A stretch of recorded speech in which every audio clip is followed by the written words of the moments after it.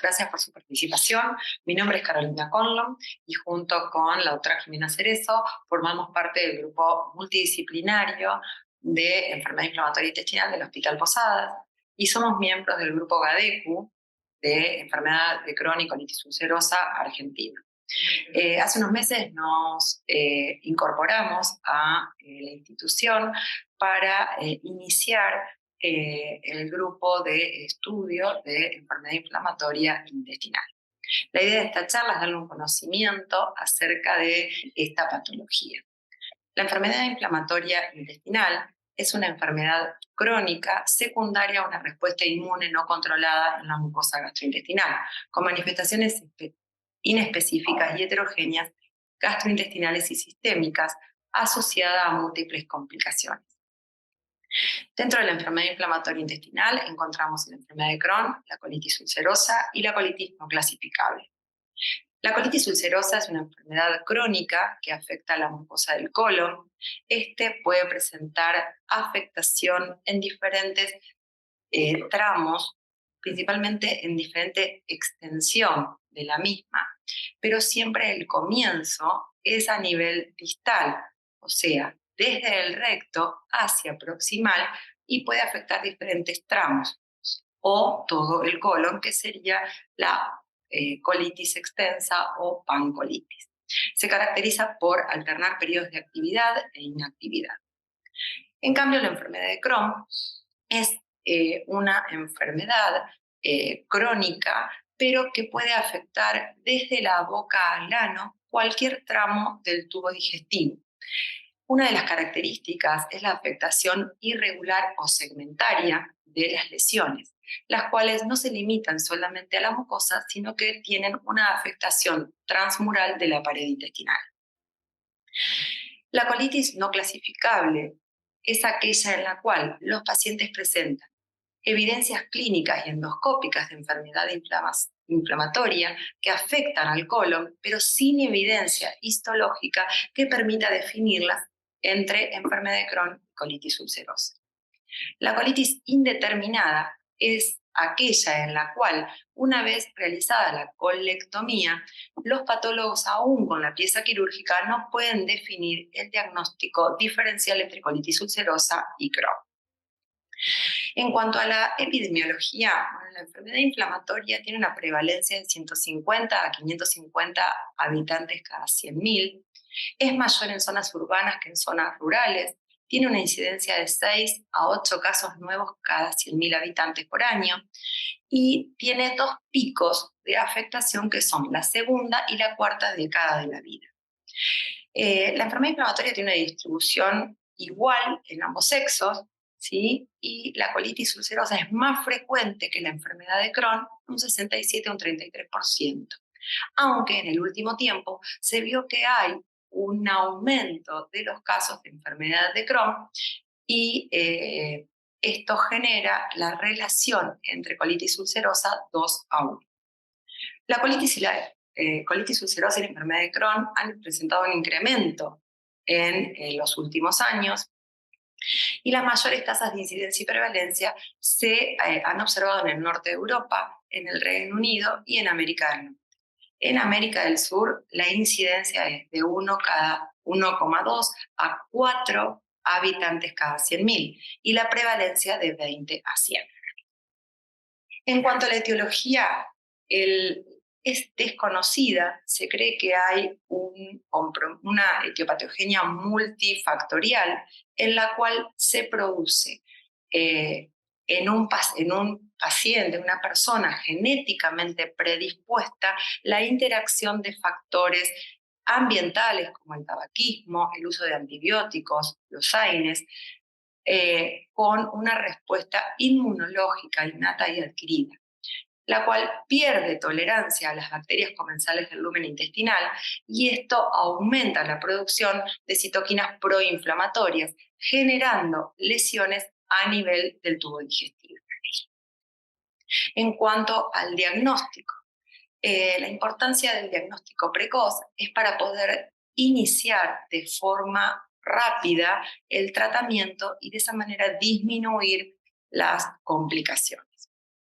Lo principal es iniciar una buena historia clínica del paciente, conocer acerca de los síntomas, la diarrea, el dolor abdominal, síntomas generales, conocer la epidemiología y realizar un exhaustivo examen físico. Dentro de la historia clínica tenemos que destacar los síntomas. En la colitis ulcerosa, la manifestación más frecuente es la presencia de proctorragia, asociada a episodios de diarrea, que esta puede ser intermitente en el tiempo. Dentro de los síntomas, cuando hay afectación, principalmente, o la mayor afectación es a nivel distal, a nivel del recto, tenemos un síndrome rectal, que es la presencia de pujos, tenemos, o sea, la sensación de evacuación constante, y la urgencia, que es la necesidad imperiosa de evacuación. Otra forma de presentarse son mediante esputos rectales, o sea, la eliminación solo de moco o sangre en las deposiciones. Y la presencia de dolor, aunque este es más frecuente en la enfermedad de Crohn que en la colitis ulcerosa. En cuanto a la enfermedad de Crohn, como dije anteriormente, el dolor abdominal es un síntoma frecuente y que puede pasar desapercibido si no se lo tiene en cuenta. Generalmente el dolor abdominal se debe a presencia de estenosis intestinales o complicaciones como plastrón o abscesos intraabdominales en aquellos pacientes que se manifiestan con la perforación intestinal. Afectación crónica, generalmente el dolor es en el abdomen inferior, cuando hay afectación del tracto gastrointestinal superior o cuando se produce una perforación intestinal. La diarrea puede ser de origen bacteriano cuando se produce una estenosis intestinal y esto genera un éstasis y favorece al sobrecrecimiento bacteriano. Puede producirse diarreas secundarias a la malabsorción cuando hay afectación del intestino delgado o solamente deberse a la actividad inflamatoria intestinal. En la enfermedad de Crohn sí es frecuente la presencia de pérdida de peso o síntomas como fiebre, astenia, adinamia, secundarios al síndrome inflamatorio. Aunque también pueden presentarse episodios de proctorragia y síndrome rectal. En la enfermedad de Crohn es muy característica la presencia de enfermedad perianal. Esto se da principalmente cuando hay compromiso a nivel rectal. Son lesiones anorrectales que aparecen en la enfermedad de Crohn. Pueden presentarte entre el 5 y el 9% de los pacientes debutando como una enfermedad perianal y puede preceder por años los síntomas gastrointestinales. Su aparición, como dije anteriormente, es más frecuente en la afectación colónica y rectal. Hay dos tipos de lesiones, que son las primarias, que derivan de la propia actividad de la enfermedad de Crohn, como las fisuras, las úlceras cavitadas y los colgajos cutáneos edematosos, o las secundarias, que son complicaciones de las anteriores, los abscesos, las fístulas o las estenosis anales. En cuanto a la diferenciación de estas enfermedades en cuanto a su presentación clínica, el sangrado rectal es más frecuente en la colitis ulcerosa, el dolor abdominal es más frecuente en la enfermedad de Crohn y síntomas como la urgencia predefecatoria es más frecuente en la colitis ulcerosa debido a que también la afectación del recto es constante en la colitis ulcerosa y puede o no presentarse en la enfermedad de Crohn. Las masas abdominales generalmente son secundarias a complicaciones de las enfermedades. La enfermedad perianal es más frecuente o se presenta en la enfermedad de Crohn, lo mismo que las fístulas internas y externas, que son más comunes en la enfermedad de Crohn. La colectomía, en el caso de tenerse que llevar a cabo, puede ser una proctocolectomía en la colitis ulcerosa, podría derivar en la curación de la enfermedad, ya que la afectación de la colitis ulcerosa es solo del colon y no del resto del tubo digestivo. No así en la enfermedad de Crohn. El pouch, generalmente, la colectomía con pouch ileonal, el fracaso en la enfermedad de Crohn es muy frecuente. Como dijimos en la definición de enfermedad inflamatoria, hablábamos de manifestaciones sistémicas. Dentro de las manifestaciones sistémicas, las manifestaciones extraintestinales tienen una prevalencia del 21 al 36% y también pueden preceder a las manifestaciones intestinales en la enfermedad inflamatoria.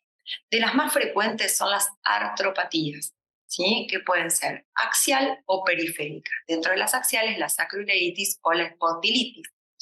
Las manifestaciones cutáneas, como el eritema nodoso y el toiderma granuloso, también pueden ser manifestaciones de una enfermedad inflamatoria intestinal.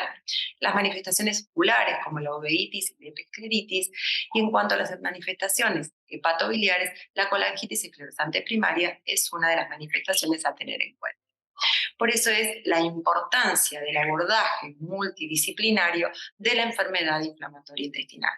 Nosotros contamos en la institución con reumatólogos, infectólogos, ¿sí? Y oftalmólogos que nos permiten, ¿sí?, abordar a estos pacientes de forma multidisciplinaria. Bueno, ahora vamos a pasar a los métodos diagnósticos. Dentro de las herramientas diagnósticas tenemos el laboratorio, la endoscopía, la histología es muy importante, la evaluación del patólogo, de las muestras, diferentes métodos de imágenes y otros estudios que ahora vamos a mencionar. En cuanto al laboratorio, la realidad es que el laboratorio es bastante inespecífico, ¿sí? Y principalmente lo que vemos son alteraciones relacionadas con el estado inflamatorio del paciente.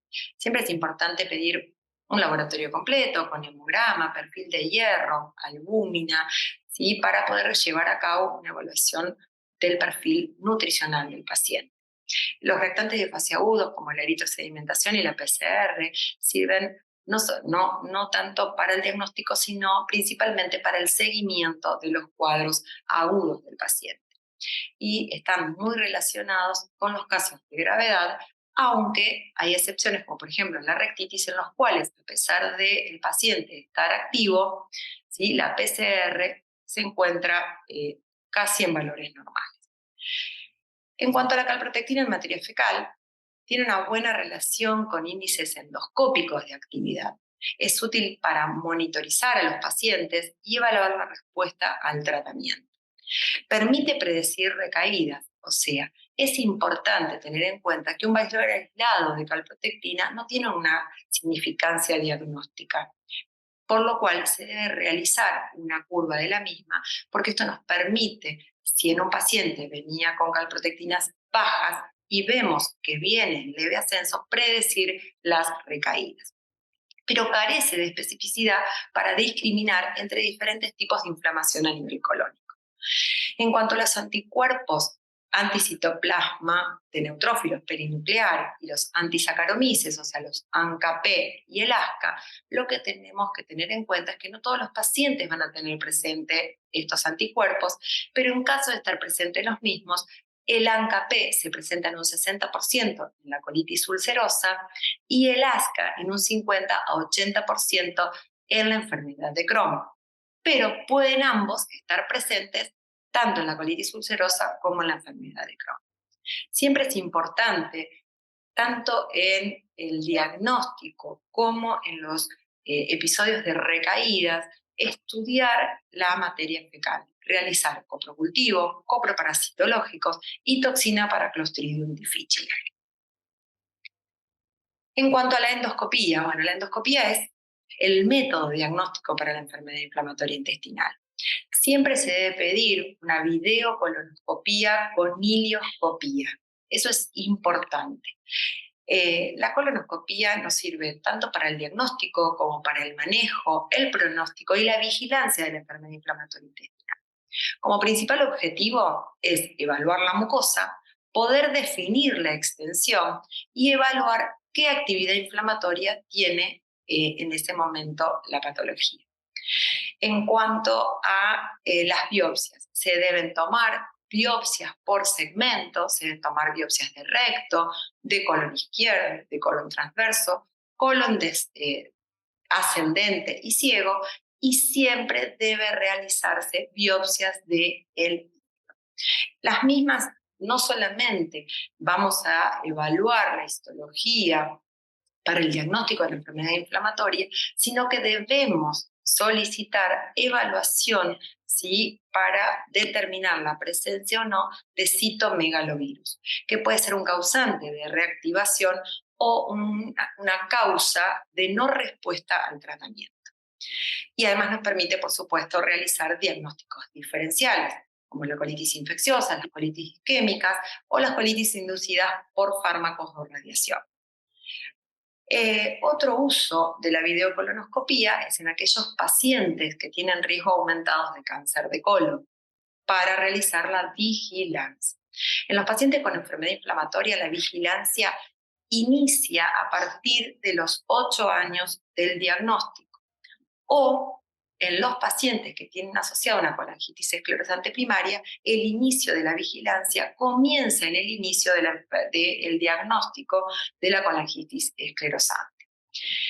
En los casos de reactivación, ¿sí?, uno podría realizar solo una rectosigmoidoscopía sin necesidad de preparar al paciente con laxantes o enemas, y se debe realizar con la mínima insuflación para evitar complicaciones como el megacolon o la perforación. El compromiso, como dijimos previamente, de la enfermedad de Crohn y de la colitis ulcerosa es diferente también endoscópicamente. El compromiso de la colitis ulcerosa es un compromiso continuo y simétrico que comienza desde distal, o sea, desde el recto hacia el proximal, y se puede extender a diferentes niveles del colon. ¿Qué vamos a encontrar a nivel de la mucosa? Podemos tener una mucosa granular con pseudopólipos o pólipos inflamatorios, ¿sí? Las úlceras pueden ser superficiales o profundas, aunque estas son más frecuentes a nivel del Crohn.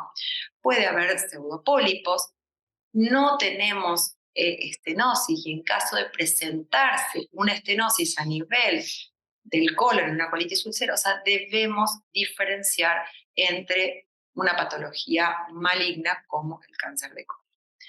En cuanto a la enfermedad de Crohn, el compromiso rectal es inconstante, no todos los pacientes tienen compromiso rectal, la distribución es segmentaria, ¿sí?, y asimétrica. Generalmente lo que se ve es un empedrado. Las úlceras pueden ser aftoides, pueden ser lineales o serpiginosas, pero generalmente son úlceras profundas. Eso es muy característico de la enfermedad de Crohn. Las fisuras pueden estar presentes, como también las estenosis. Toda estenosis que se encuentre debe ser biopsiada en frascos separados. Y las fístulas pueden ser internas o externas. Estas son imágenes que muestran, ¿sí?, signos de enfermedad inflamatoria intestinal o lesiones características. En la primera foto lo que se ve es un orificio fistuloso, esto es característico de la enfermedad de Crohn, úlceras más profundas, serpiginosas, que se extienden hacia proximal o distal, longitudinalmente. En las fotos de abajo lo que vemos son manifestaciones como úlceras más superficiales, ¿sí?, con una pérdida del patrón vascular. La pérdida del patrón vascular es cuando se deja de ver los pasos característicos, ¿sí?, de la mucosa normal del colon. Puede tener diferentes grados, de leve a moderado o severa, ¿sí?, de acuerdo a la afectación de la. En cuanto a la histología, la realidad es que no hay nada patognomónico de la colitis ulcerosa. Sí, lo que vemos generalmente es distorsión de la arquitectura, una disminución de la densidad de las criptas, una superficie irregular, puede haber erosiones, ¿sí? También hay un aumento del infiltrado inflamatorio, hay plasmocitosis basal, y dentro de otras características se encuentra una disminución de la producción del moco. En cuanto a la enfermedad de Crohn, la inflamación puede ser focal, tiene una afectación transmural. Lo importante es tener en cuenta que lo que se puede ver en la enfermedad de Crohn, y más cuando son biopsias y no la pieza quirúrgica, es la afectación o la inflamación que traspasa a la mucosa, ¿sí? Puede haber hipertrofia de la muscular y la presencia de granulomas no calcificantes. Es importante el estudio, como dijimos anteriormente, del ilion, ya que la presencia de una ileitis puede deberse, ¿sí?, a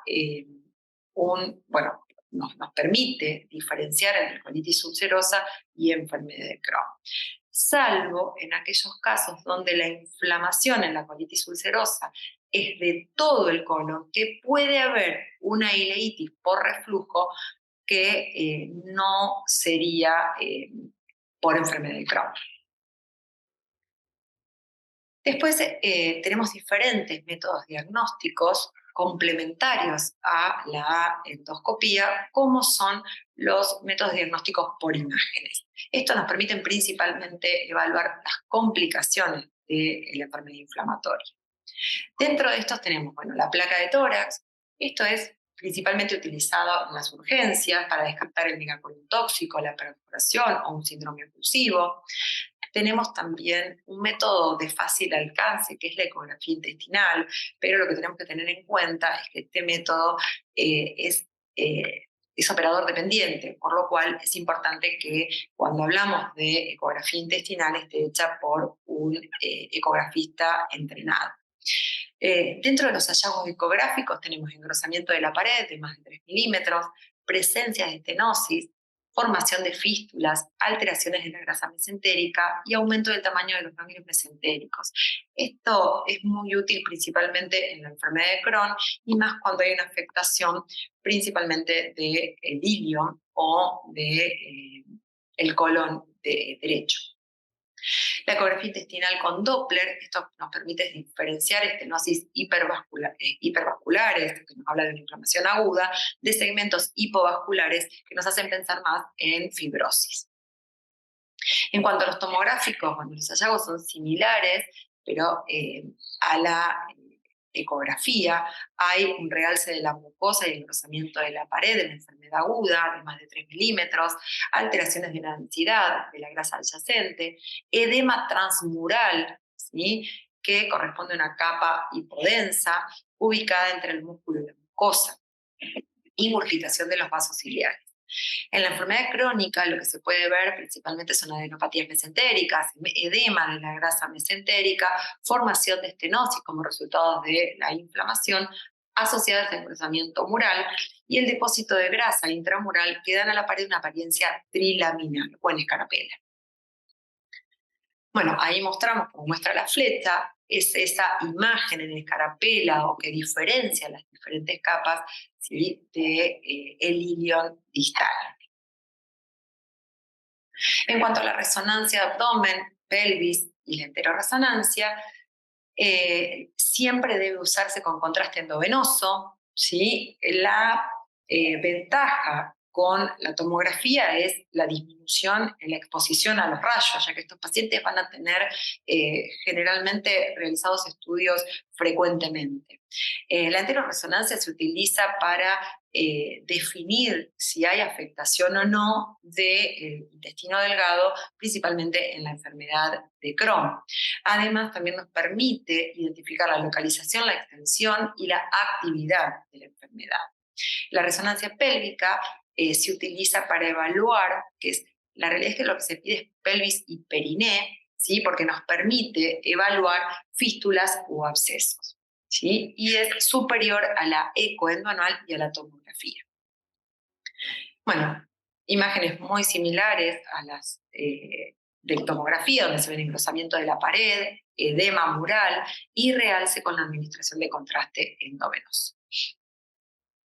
Y la videoendocápsula de intestino delgado es un estudio que se reserva generalmente para aquellos pacientes en los cuales sospechamos enfermedad de Crohn, pero a pesar de los múltiples estudios no podemos llegar al diagnóstico. Esto nos permite evaluar la mucosa del intestino delgado.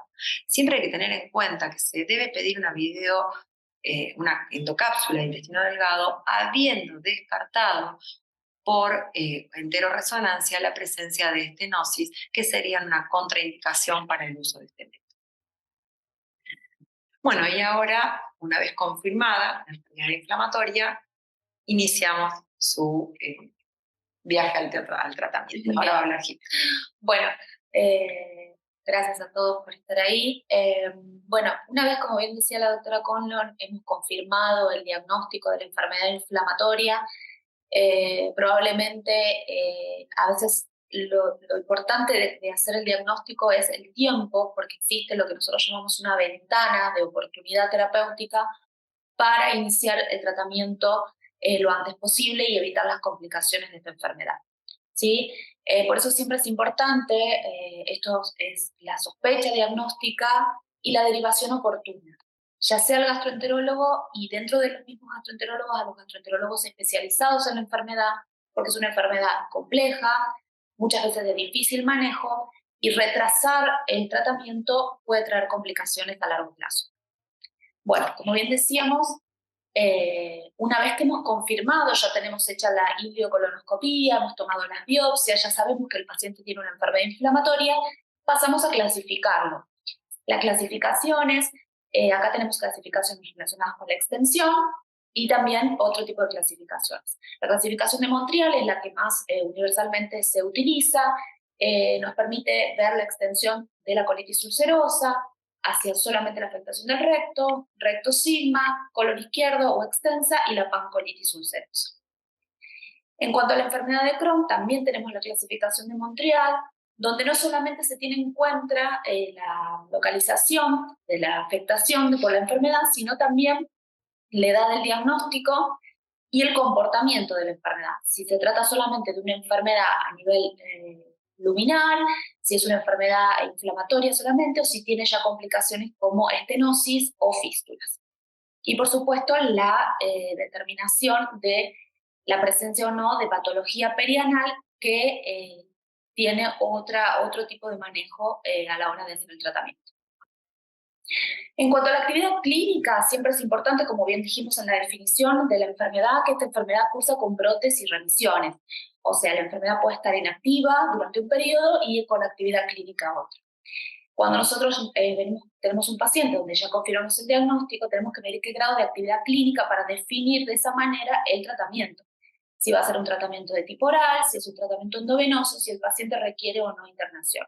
Para eso tenemos algunos scores que se usan, clínicos, como son el score de los criterios de severidad de Trulove, también está el score clínico de Mayo, donde mide la cantidad de deposiciones, las deposiciones con sangrado, si el paciente tiene o no anemia a nivel del laboratorio, si el paciente, también existe una valoración global del paciente, una evaluación global más bien subjetiva o en cuanto a los síntomas que percibe el paciente.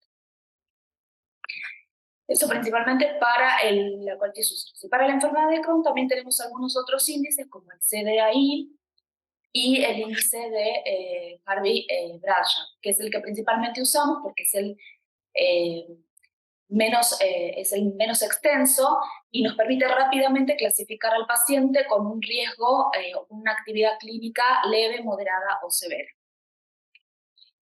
En cuanto a la actividad endoscópica, que ese es otro de los puntos a definir, porque si bien ya tenemos el diagnóstico, nosotros le podemos llegar a hacer una rectosigmoidoscopía si el paciente está activo, o una colonoscopía completa en el caso de que hagamos un control de tratamiento, es importante utilizar los scores endoscópicos.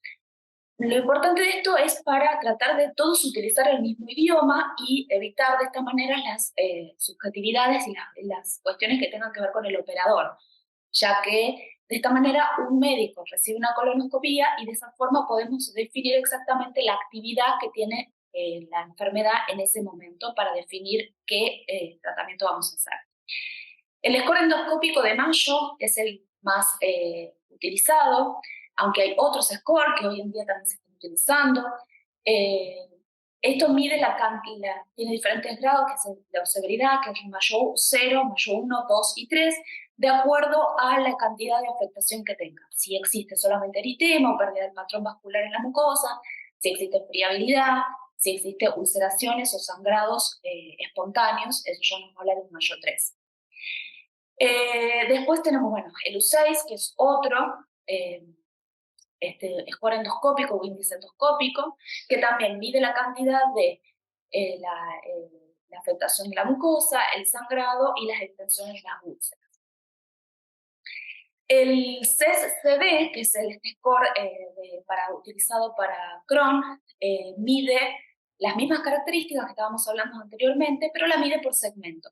Y le va colocando un puntaje de acuerdo a la cantidad de úlceras que tiene, el porcentaje de la longitud afectada a nivel del intestino, la presencia o no de complicaciones. Esto nos permite también, por segmento, definir la afectación de la enfermedad y clasificarla según la severidad.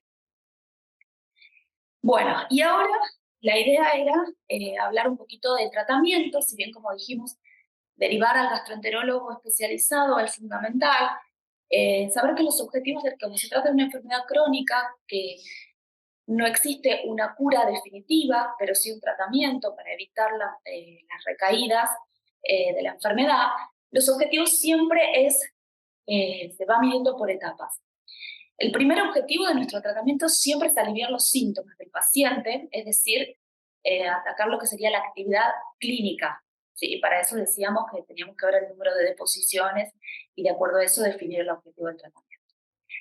La siguiente fase es tratar de que el paciente remita de la enfermedad. Una vez que hemos sacado los síntomas, el paciente entra en una etapa de remisión.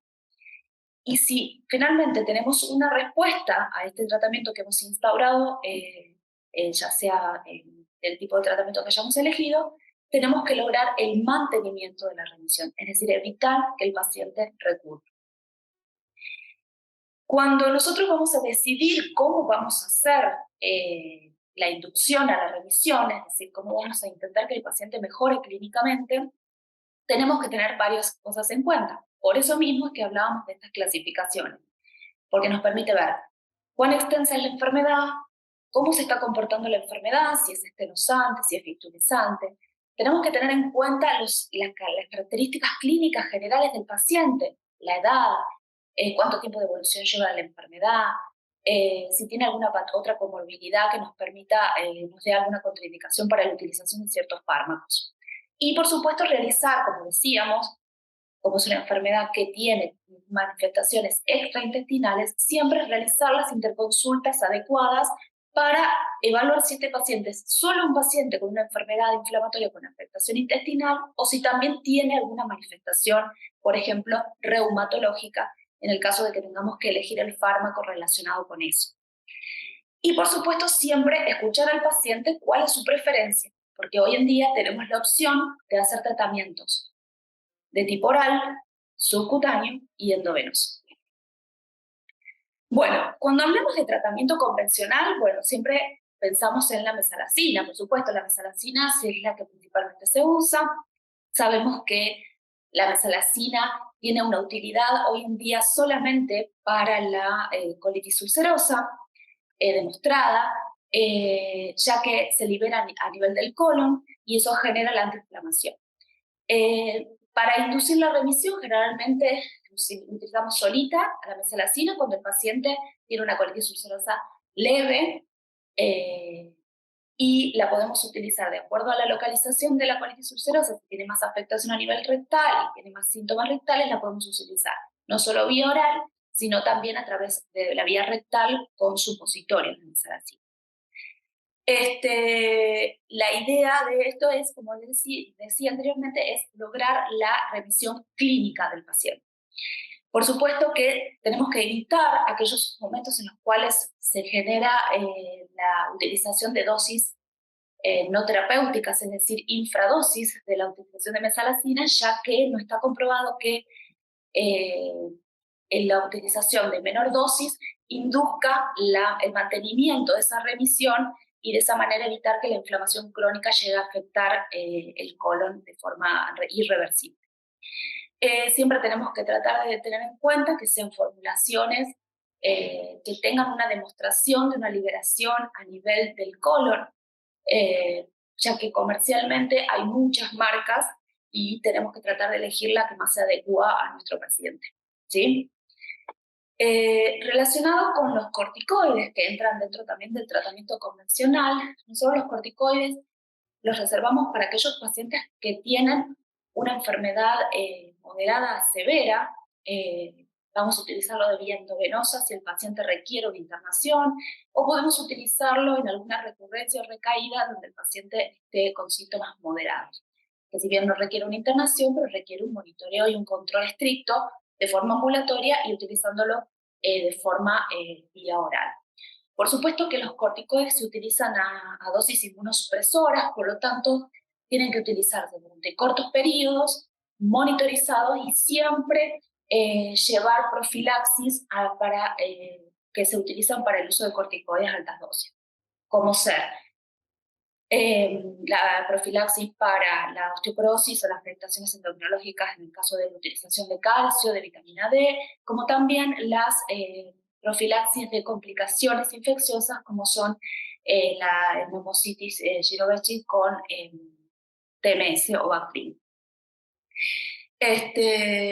Por supuesto que un paciente que ha requerido el uso de corticoides al debut o aquel paciente que requiere varios ciclos de corticoides a lo largo de su enfermedad, se va caracterizando como un paciente severo.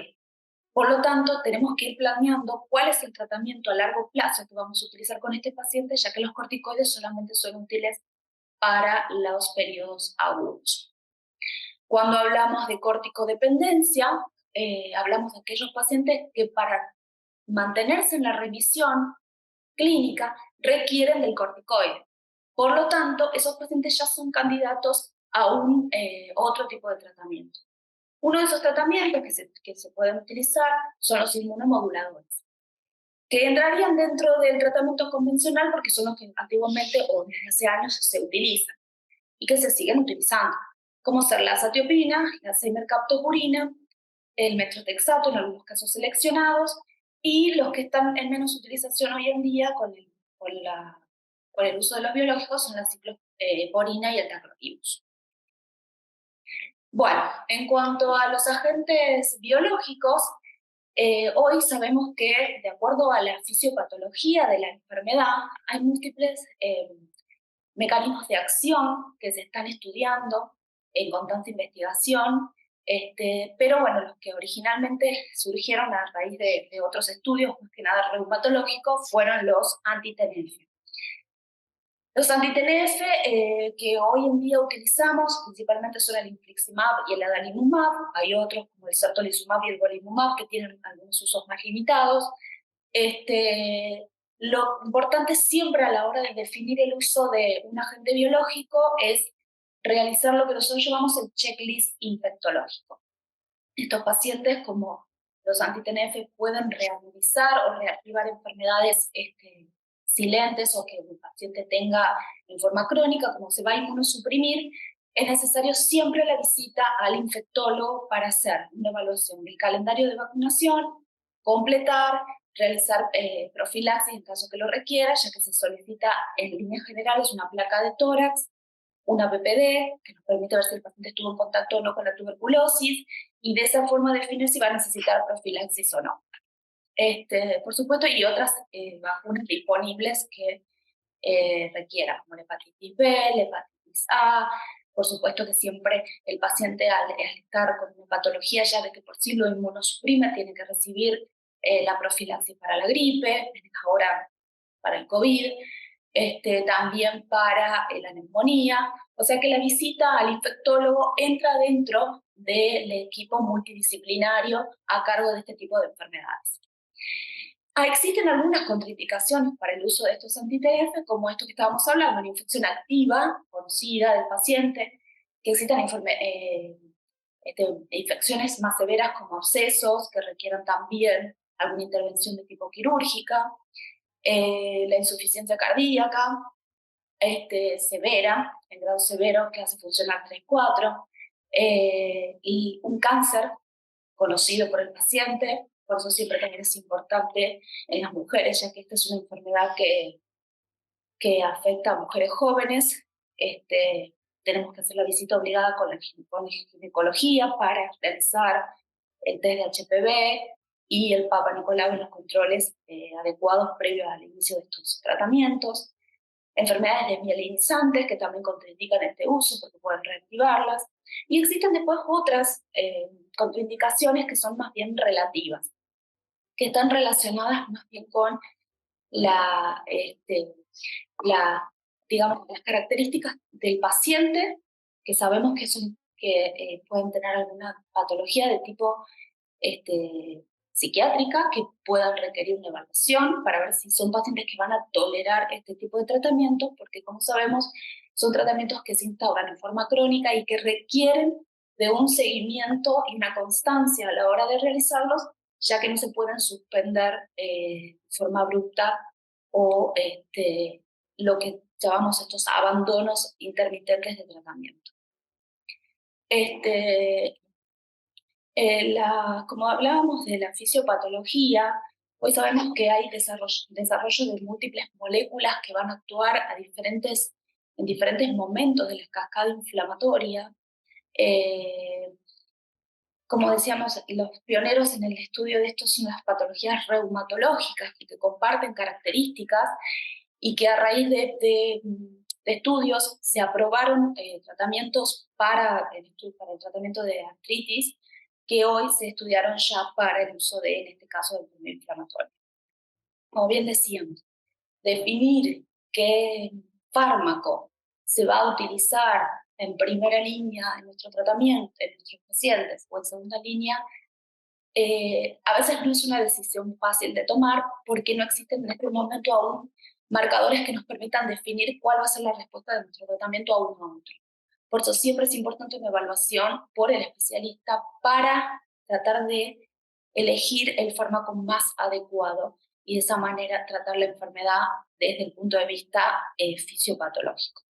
Hoy contamos con fármacos antiintegrina, además de los anti-TNF que ya les había nombrado, fármacos antiintegrina como el vedolizumab, antiinterleuquinas como el ustekinumab y el risankizumab, anti-JAK, que son los receptores de la JAK kinasa, que inhiben a nivel de este receptor y que tenemos disponible el tofacitinib y el upadacitinib, que recientemente está aprobado para el uso de la enfermedad inflamatoria y que tienen como ventajas que son de uso oral y que muchos pacientes los prefieren por sobre los otros. Pero como bien vemos, es una patología compleja que requiere una evaluación global, que requiere un seguimiento estricto y que por supuesto tiene que ser derivado al especialista correspondiente. Así que bueno, la idea era mostrarles un poco de qué se trataba esta enfermedad y sepan que nosotros ahora contamos con este consultorio de especialidad en vivo. Bueno, muchas gracias por su atención. Nos vemos.